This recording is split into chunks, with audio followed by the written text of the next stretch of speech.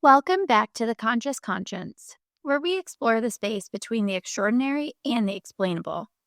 I'm your host, Delilah, and today we're pulling back the veil, literally and figuratively, on cloaking technology. Is invisibility real? Could a military experiment like the Philadelphia experiment have achieved this in the 1940s? And more importantly, what is the science telling us today about making objects disappear? Let's dig in. To understand the concept of cloaking, we need to dive into physics. At its core, the idea of making something invisible involves manipulating light. Cloaking works by bending or redirecting light waves around an object, making it appear as though the object isn't there. This concept isn't entirely science fiction. In fact, it's rooted in the field of metamaterials, man-made materials engineered to have properties not found in nature. Metamaterials can bend electromagnetic waves, including invisible light, around an object, creating the illusion of invisibility.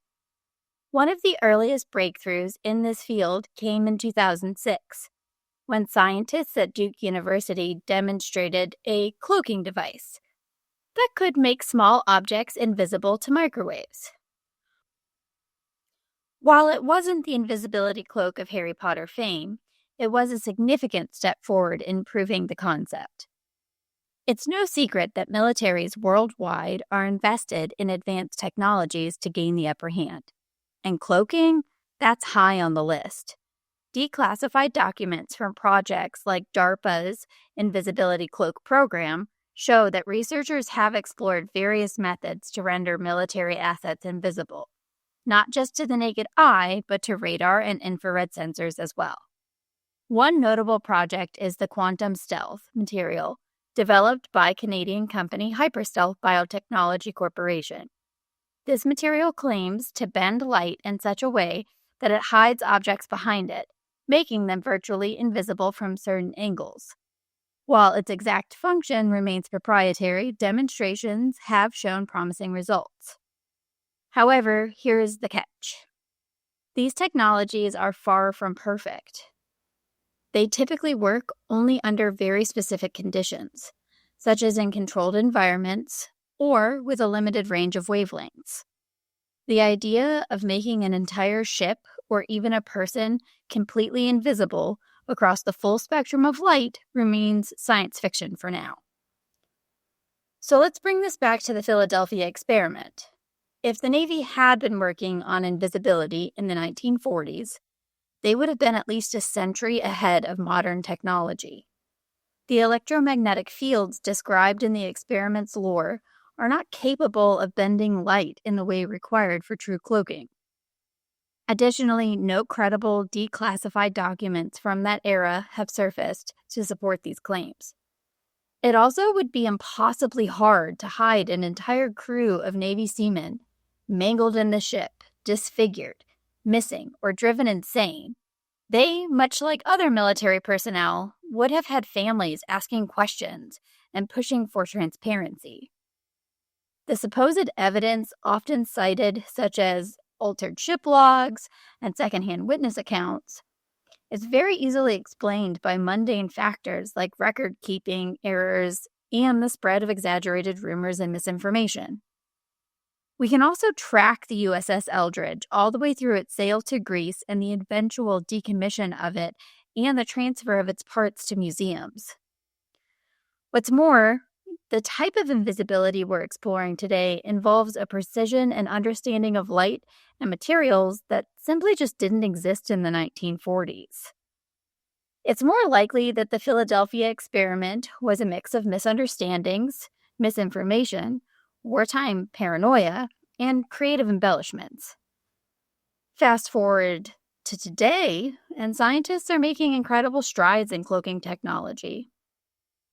In addition to metamaterials, researchers are exploring the use of plasmonics, a method that uses tiny metallic structures to manipulate light, and optical camouflage techniques like projecting background images onto an object to make it blend into its surroundings. A fascinating development comes from Japan, where scientists have created retroreflective projection technology. This makes objects appear transparent by displaying what's behind them. It's not true invisibility, but it's an impressive illusion. And while these breakthroughs are exciting, there are limitations. For instance, most of these technologies are size-restricted, wavelength specific, and requires significant energy inputs. Cloaking an object as large as a ship or even a person moving dynamically remains well outside our current capabilities. So why do we want to believe this? Cloaking technology captures our imagination because it's like magic. It challenges what we think is possible and blurs the lines between reality and fantasy. But it's also a reflection of our deeper fears and hopes. Fears of being watched, hopes of staying hidden, and a fascination with controlling the very fabric of perception. It's no wonder the Philadelphia experiment endures in the public's consciousness. It's a story that combines science, secrecy, and allure of the impossible. So where does this leave us? Cloaking technology is real, but it's still in its infancy. While today's breakthroughs are paving the way for incredible innovations, we're a long way from teleporting ships or invisibility cloaks that work outside of controlled conditions. If you're fascinated by the intersection of science and the fantastical, I recommend looking into the work of John Pendry, one of the pioneers of metamaterials research. His studies provide a deeper understanding of the physics behind cloaking and why we're still so far from the Philadelphia experiment's claims. In our next episode, we'll dive into an adjacent topic that feels like something out of a magician's playbook: camouflage, illusions, and how nature and science hide things in plain sight. Until then, stay curious, stay conscious, and remember, not all that is unseen is invisible.